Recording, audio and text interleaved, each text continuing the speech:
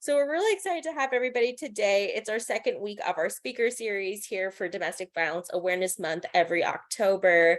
You might see a lot of different events related to domestic violence just because it's our time to increase awareness, get people more educated. But today what we have is something a little special.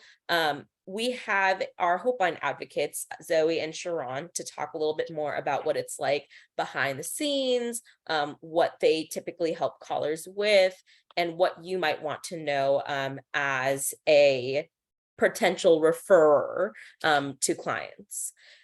What is unique about our Hopeline is that it represents a few agencies and it's a single line for all of King County. And I don't know about y'all, but I've worked at a lot of different counties before, and it is not like this. Sometimes there might be 5 or 6 numbers to call, especially in a dense county like this. There are a lot of different services out there. And so this really helps streamline the way that we're able to serve our community. But it can be confusing if you're somebody who's like, how do I get my clients to a program, and then having to call a hotline and not knowing what that is like for you or your client. So Zoe and Shurruan, would you like to tell us a little bit more about your role here? What does a Hopeline advocate do? What your past experience is? Sure, I can start. Again, my name is Shurruan, DV Hopeline. I'm one of the lead advocates. I'm also the DV CHAP housing coordinator. And so DV Hopeline, we're a 24/7 program. We have basically 2+ staff on each shift, answering calls off the hotline. We provide emotional support as well as referrals for domestic violence survivors and those folks supporting survivors. Calling in, asking questions. We make referrals. We make electronic referrals for housing, for legal. We make referrals for shelter. We connect folks to services for protection orders. Everything DV surrounding. I mean, it goes from food banks to CPS to all services that you can think of. We typically have a hand in referring. We get a lot of calls from survivors needing emotional support. We get a lot of callers from just folks in community, caseworkers, case managers, nurses, police, just looking for resources to have their participant of their programs, have a space or a place to go. We answer the lines for New Beginnings and we answer the lines for LifeWire. Oh, great. We answer the lines for New Beginnings and we answer for LifeWire, but we're also in contact with Carol at 211. And so she kind of gives us an update on what domestic violence shelters in King County have openings. So typically we're becoming like a one-stop kind of info, rather than in the past you've had to, if you wanted to know if Broadview had a space or New Beginnings LifeWire, a survivor would have to call each number. So in essence, now you can just call us and we have that information. We're updated about 10 a.m. Monday through Friday on what shelters within King County have space. Additionally, advocates have kind of taken it on themselves because King County doesn't have a ton of shelter space almost ever. To go outside the county and check with domestic violence shelters. We typically go as far down, I believe, as Thurston, sometimes further, just to look for shelter space so that we have resources for folks calling in that day. Zoe, help me out here. What did I forget? I mean, you touched on a lot of it. We also recently, starting the beginning of October, I want to say, started doing ACP applications. So that's one thing that we're incorporating too on the line. We have about 6 advocates that are trained to do the address confidentiality program. So a survivor will call in, and if they want it, we'll connect them to that advocate. And then it's all over the phone and virtual. So they just have to make sure they have a safe email address or a mailing address that's safe to mail it to, so they can sign the application. And then they can be set up with ACP. So instead of using our referrals, which are limited also for DV CAP, we, instead of referring just for that, we'll just do it ourselves.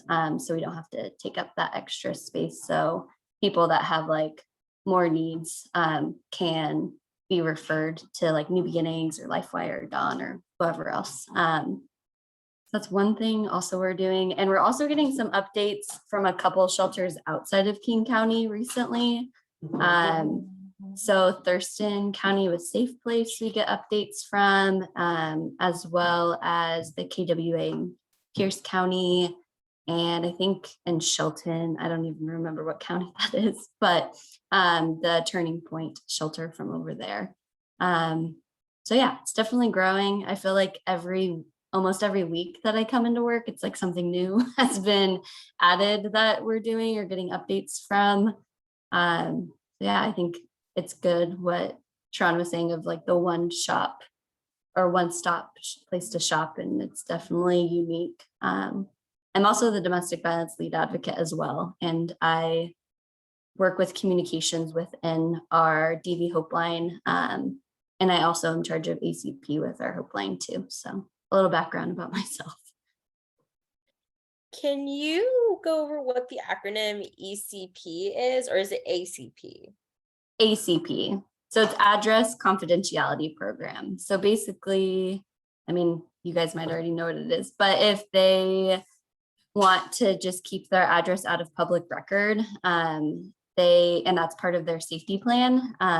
It's just a part of their safety plan.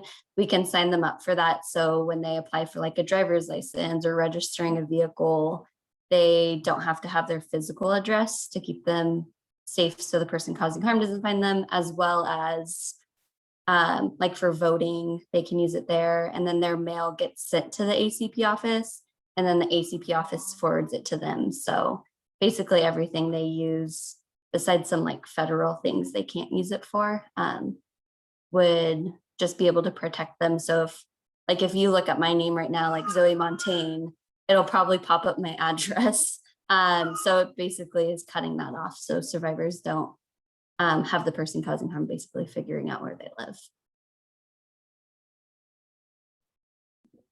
So I know with the Hopeline, there's a wide variety of calls that come in.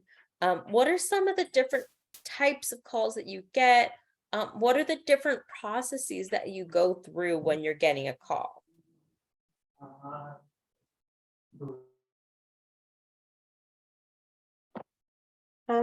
We get a wide range of calls. The most common, I would say right now, and it also kind of depends on like time, date, time of the day even, because we're 24 hours, we get a variety of calls. Right now, I'm on the day shift, and the majority of calls I'm getting are for resources around folks looking for housing. Not necessarily always domestic violence plays a factor in that. Sometimes folks are just looking for housing because they have an eviction notice or things like that. And so typically the process is not to kind of hand off like, oh, we never say like, oh, we don't do that here. It's typically something we can Google and find a resource for it. So let's say someone's calling around housing for domestic violence.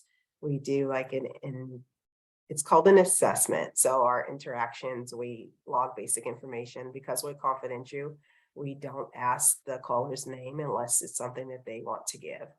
So all calls remain confidential in that form. If it's for housing and if there's shelter available, we kind of do a minimal assessment to see if they would be appropriate fit before we make that referral. If that's something that we can do in their shelter space, we'll make a referral to shelter. Same for transitional, if transitional housing is open, which is a longer term and still very much shelter-like stay because it's not permanent housing. But we make referrals to that as well, typically electronic referrals for some of the agencies within King County. If someone were calling with an eviction notice that was not domestic violence related, we can also refer them to some agencies that help with rental assistance. And right now, I guess it's just with everything with COVID, other organizations kind of ran out of money as far as rental assistance. And so folks are kind of like scrambling, trying to get rent paid. And so we make referrals to different agencies that possibly have rental assistance left. A lot of it's based on where you are in Seattle or Seattle proper, which agencies we refer you to, things like that. But we get a berry of calls. We get folks needing to know where food bank locations are, folks needing to get information on the steps of going through protection orders. We get folks having concerns or wanting to safety plan or set up safety plans around other family members that are going through domestic violence, and just kind of, reaching out for some kind of assistance and support for themselves. We get calls from teachers or social workers that have a concern. We get a few misguided calls where there's, like, I need a place where my cat can get declawed. And, sometimes it's just really honest, easier to just Google it. Like, it's just easy to Google it. I would hate to be like not having access to places and you call one place and they're just like, I can't help you. You know what I mean? Sometimes it's just faster if you just Google the need and just give them the resource. No, I agree. There's like she said, a wide range of calls. I work weekends. I work Saturday to Wednesday. So like the weekends are very different than the weekdays. Because with shelters, for DV shelters on the weekends, they don't do intakes in King County. So where the weekdays, especially in the morning, is a lot of like resources and referrals, and you could be calling out to agencies, they might not be open. So most of our calls on the weekend are like emotional support. And it might come off of like they're wanting something. So you're like, oh, let's look into this. And they're like, no, I just want you to listen. And you're like, okay. And it's just like supporting them through that, and then safety planning with them. But I'd say too, like a lot of calls, there are calls where survivors call in and they don't know what they want. And they're like asking you for advice, and we don't give advice because we want to be as survivor centered and trauma informed as possible. And empowering to them too. So when calls like that come in, we try to like just ask them like basically multiple choice questions to narrow down what exactly they're looking for, and giving them space to like process that.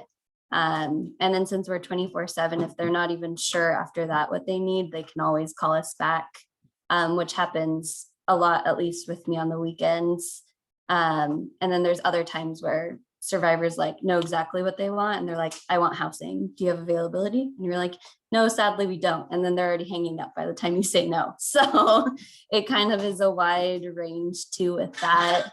And yeah, there's like Shurruan said, I guess there's like a cell phone company called LifeWire. So we've gotten, or at least I've gotten a lot of calls that are looking for LifeWire.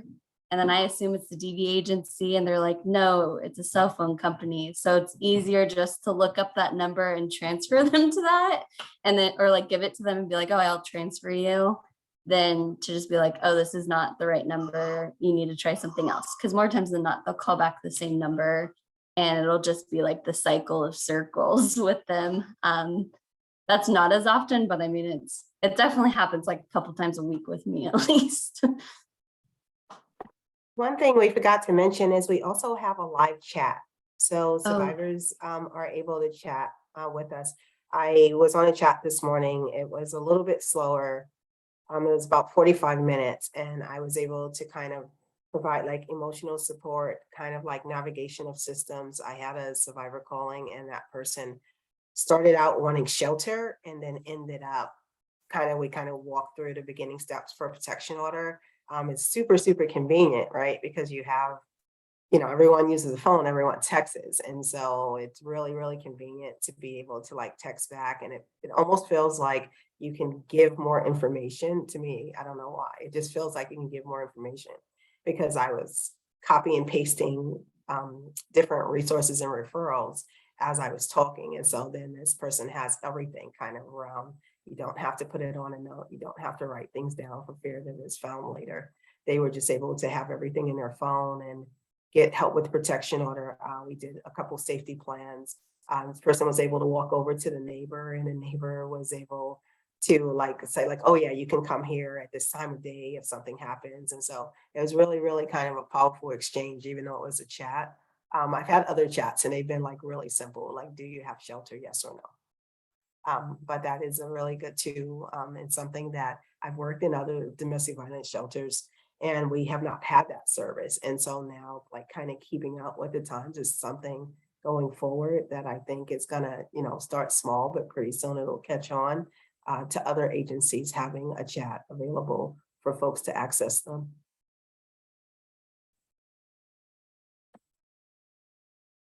And a lot more teens utilize that too. So that's been super cool of seeing teens reaching out, because a lot of our agencies for DV, it's like intimate partner violence, but being able to like safety plan with them and like come up with things that they're comfortable with DV that's happening, maybe with like a boyfriend or girlfriend, but more times than not with parents. So that's been, yeah, I agree with you, Shurruan.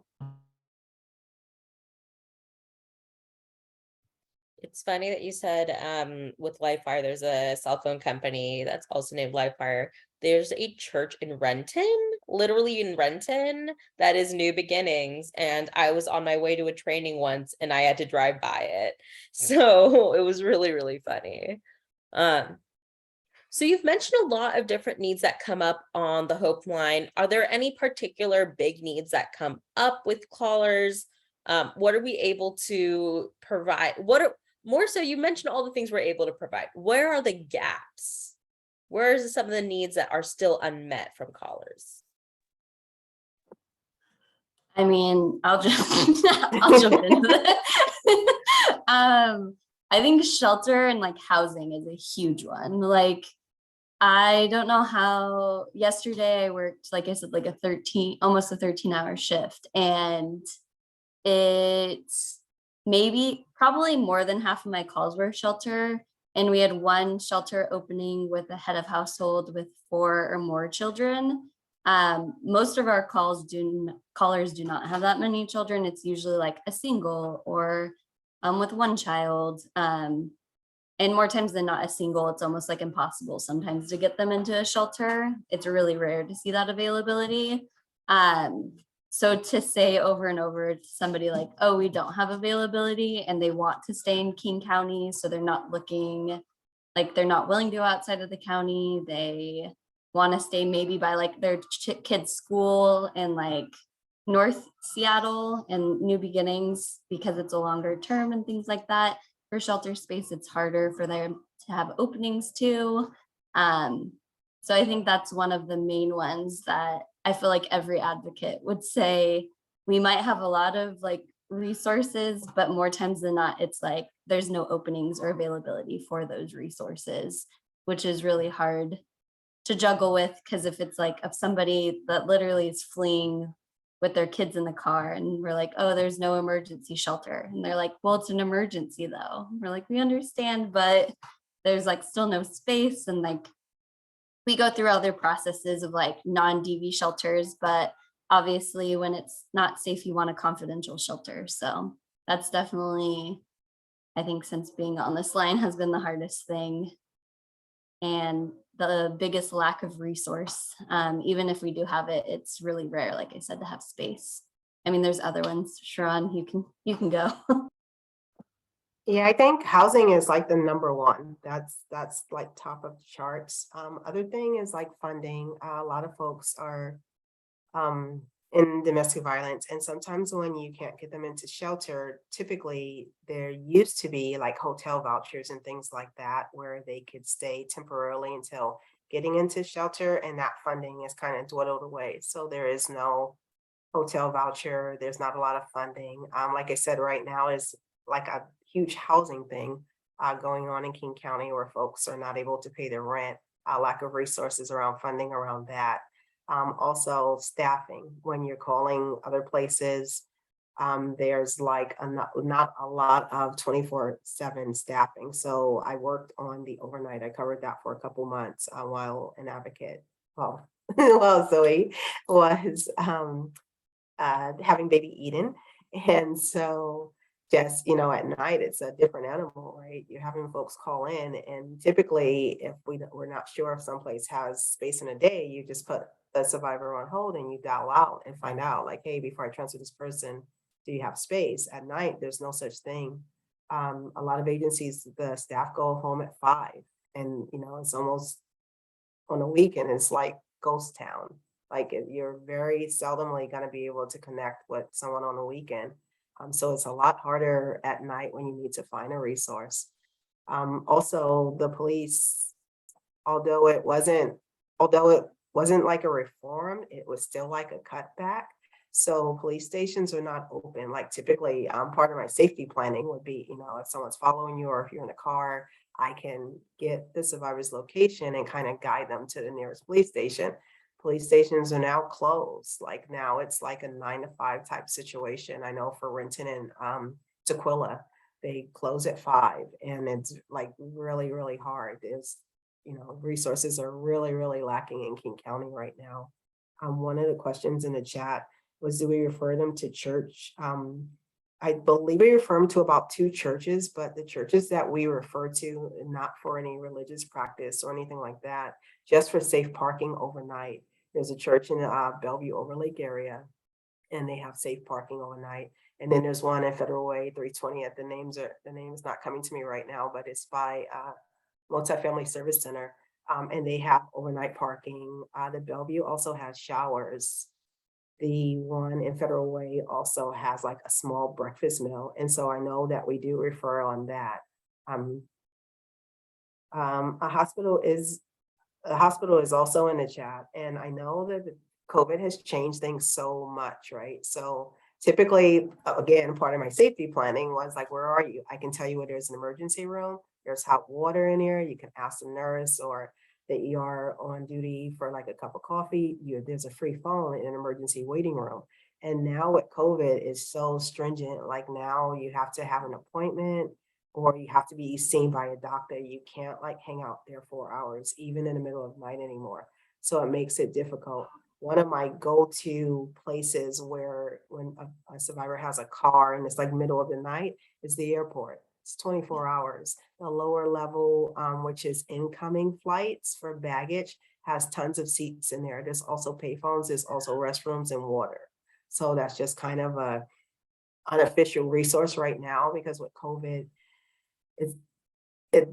it's just not, I don't know, I guess it's just not a lot of resources out there, and it just, what we had is kind of like shriveled up. But that airport is really a good one because it's typically safe, it's warm, it's lit, and there are police outside. They don't usually patrol inside the airport, not after hours. Yeah.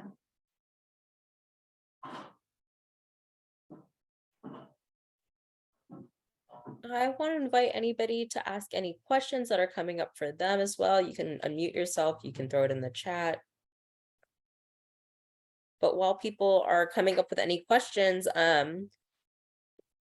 so you mentioned where the gaps are, but are there any services that you kind of share with the callers that they're surprised to hear more about? You're like, oh, by the way, I know you said you don't give advice. So how do you kind of share when there are services and resources out there that they might be interested in?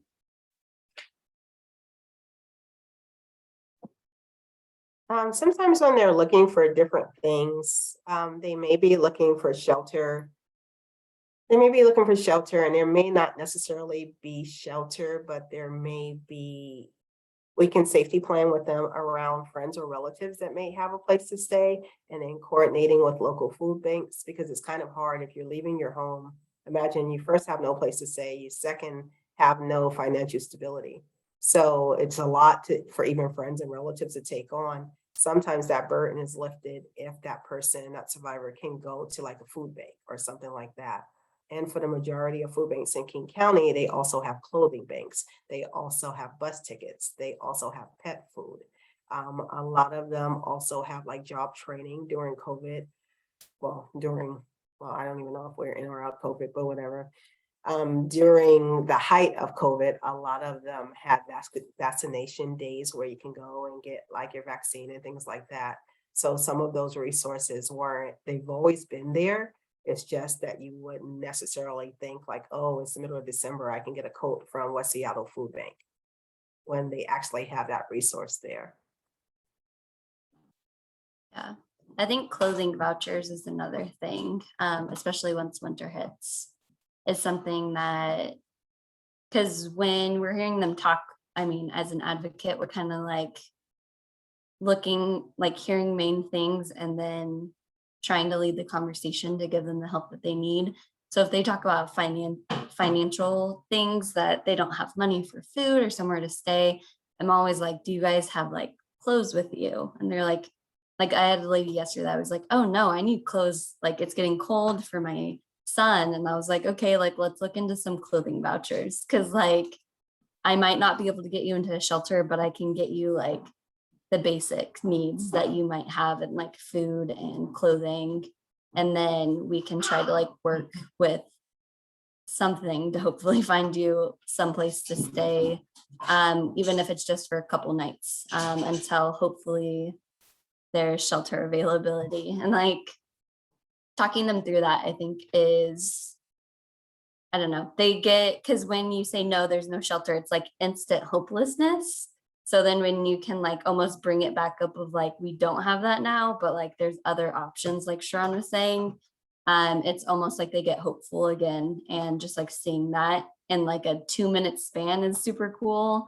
And I think a big thing that I've been working with a lot of callers has been like immigration status of the person causing harm being like, you are only in this country because like of me, and if you leave me, then like you're going to be deported, and they might not have a good family situation where they're from or whatever. So being like, no, you have options. Like I talked to a lady that has been here for like 10 years, and I was like, there's like U visas, these other things, like let's connect you with an agency that can, before you, like if we can safety plan with you staying there for now until you can get this, so you can feel comfortable and safe moving on, because she didn't feel safe leaving him until she had that security, which is totally fair, is a huge like uplifting thing for people that are foreign born. So I think that is another resource that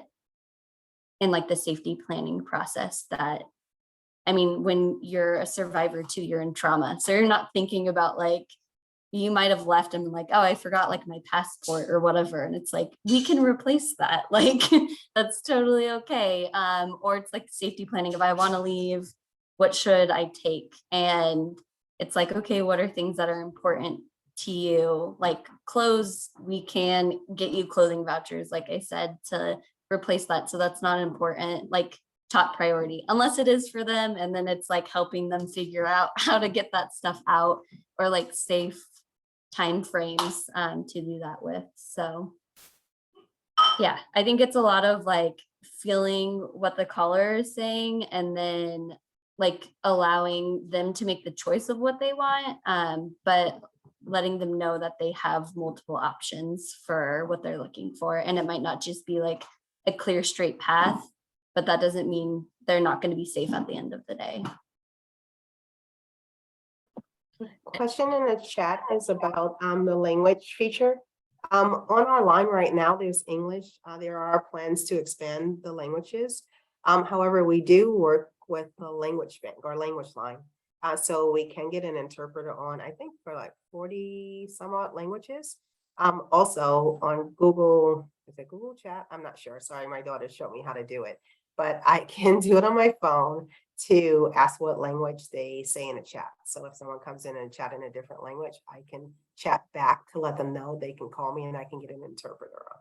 So that's kind of really, really helpful. Just on a side note, we all have access to Google as we're working. And so that's pretty helpful because we could at least speak to them if we can't chat with them in a different language. I like your really intuitive way. I just want to like come back onto that last answer about what services people are usually interested in hearing about, because I like the intuitive nature around a lot of times people like you said, Shurruan, you get that, no, we can't do that. No, we can't do that. The conversation ends there. But it is a really good inference to make if somebody is having a hard time struggling with buying food, like clothing is definitely going to be a struggle. And I feel like in this field, a lot of times people, even community members, can be really judgmental on survivors and those who are experiencing risk or houselessness, because they're like, you don't deserve new clothes. You need to go pick clothes that, you know, have been donated or used. And I think it's a really big feeling of power. Like we all feel really good when we have something that fits us well, that we enjoy wearing. And I think it's important for us to be able to provide survivors with that. Regardless of your housing situation, regardless of your food situation, everybody deserves to have good, clean clothes. Yeah, that is really an important thing. I know that specifically the West Seattle Food Bank kind of stands out for me because they partner with an organization called the Baby Boutique. And the Baby Boutique has used items, but what West Seattle Food Bank does is if they don't have your size for you or your child for a coat, they partner with Target to get you a brand new coat. And so sometimes, like, no, you're not always able to get a brand new wardrobe, but some of the items are really new, or I've volunteered there at Baby Boutique and they're like slightly used. It's nothing like, you know, if you go in Goodwill, it's kind of like, look at the drawer. But typically when you're going through a Seattle Food Bank, it's like slightly used or new items that they're donating, just like things at the end of the season, I guess Target donates to them. And so it kind of works out well then. And I know we're talking a lot about clothes, but like business attire too, if they're trying to get back into the job force and they don't like a nice like if they want like a blazer to like feel powerful going into an interview, like that's hard to like, that can be really expensive, obviously. So being able, I've referred a lot to the West Seattle Food Bank and they have stuff like that too, but that people that are doing interviews or like I said, trying to get back into the workforce to provide for their family, but can't have clothes right away because of it, has been really like empowering to a lot of survivors too. Any other question, folks? You can always use the chat. You can always unmute. I have a question. My name is Paige.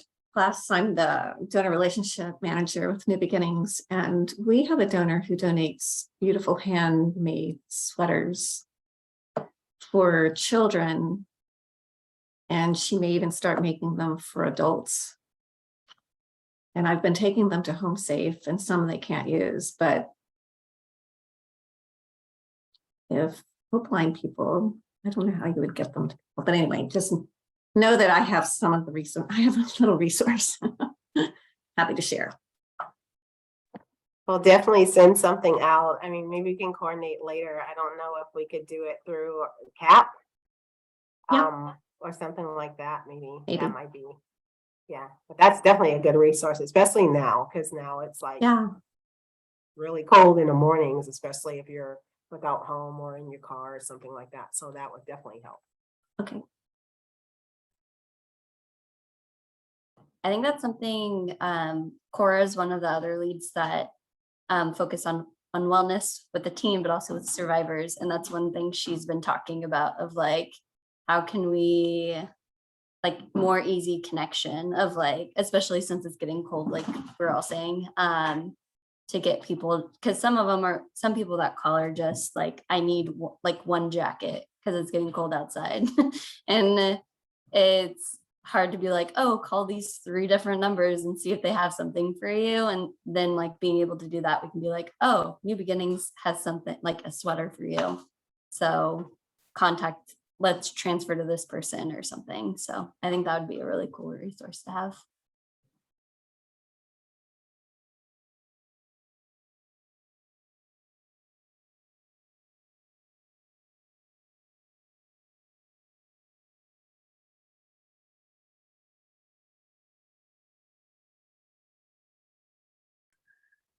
You can always throw your questions in the chat or unmute. Shurruan and Zoe, can you put your emails in the chat just so way if anybody has any questions, I'll put my email as well if you want to check in with me. I am going to send everybody who is on this email a recording of this week's session and last week's session. Just so that way you can get a little bit more information on our New Beginning services. If you're also curious, you can access these recordings anytime outside of your email on our YouTube. But thank you so much, Zoe and Shurruan, for coming on today. I have one last question. Just to kind of close things out, what do you wish people knew more about calling the hotline? If somebody was just a regular community member, if somebody was a client of, say, Graciela's and was like, hey, you should call this Hopeline, what would you want them to know? First thing that comes to my mind is that, like, especially if it's CAP or DV CHAP, like, we need to talk to the survivor. It can't be like an advocate calling us to get those services on behalf of someone else. But more importantly, like, we're not we're part of New Beginnings, we're part of LifeWire, we're part of Dawn, we're part of a lot of like the culturally specific DV agencies, but so we're not just one of them, because I think we get a lot of calls. It's like, oh, are you LifeWire? And no, we're not LifeWire, but we are like a part of the referral process. And we have a lot of advocates. I mean, all of our advocates are trained on like almost 3 months on DV and resources and everything in this area. So we're all competent and willing and wanting to help as best as we can get connected in this community. Yeah, and we focus on intimate partner violence, but that doesn't mean like if somebody calls and they experienced human trafficking, that we're not going to help them. Like Shurruan said in the beginning, we will find agencies that specialize in human trafficking and get them connected to that, or to shelters, because we can look those up too. But our main like expertise is intimate partner violence with training. So some things can be beyond our scope, but that doesn't mean we can't point you in the right direction. I agree with that. I think one thing that's really important to know is that we're a starting resource. So if you have a client, if you're working with someone, if you have a family member that's experiencing domestic violence and they're just looking for a place to start, we're a really good place to start. We have a ton of referrals. And so a lot of calls come in for one thing and it ends up something else. And we're really good at that. And so just let them know. We're also one of the only agencies that's 24/7. National hotline is 24/7, but they're not local. And so oftentimes national refers right back to us. So if you have local folks that are not knowing where to start, not knowing what to do, where to go, if they want to leave, we're an excellent starting point because we can kind of walk them through scenarios and kind of give them information and referrals to help them in their deciding process of what they're going to do going forward, and kind of give them a realistic look or realistic view about shelter and what's available and what the temperature is as far as shelter and communal living and sharing and housing and transitional and availability, and kind of guide them through the different systems that they'll more than likely experience being a survivor of domestic violence.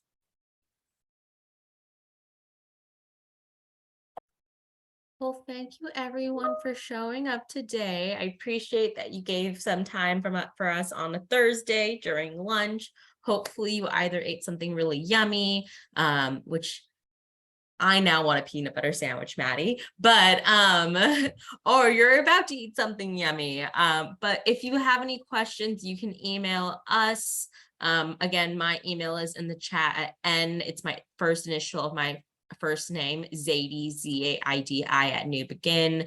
All of our emails take on that format. So it's the first initial, last name at New Begin. Shurruan and Zoe's email is there, or you can always email me, which is on the flyer on all of the social media stuff, and then I'll get you connected to the right person.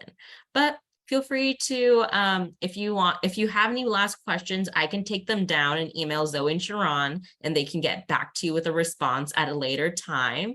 Or you can just watch the recording and email me. But thank you very much for showing up. Hope you all have a great day.